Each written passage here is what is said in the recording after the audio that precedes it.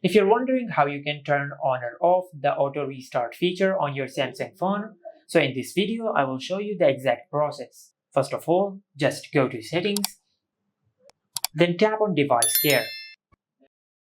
From here, just tap on Auto Optimization.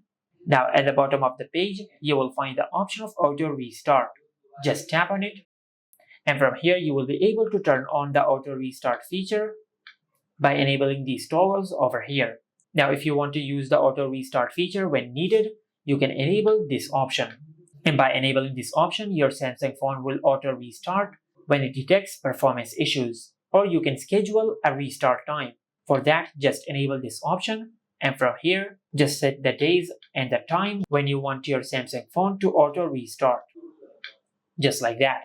And if you want to turn off the auto restart feature, just disable both of these toggles. And by disabling both of these options, you will disable the auto restart feature on your Samsung phone. And this is how you can turn on or off the auto restart feature on any Samsung phone. Make sure to like, comment, and subscribe. Thank you for watching.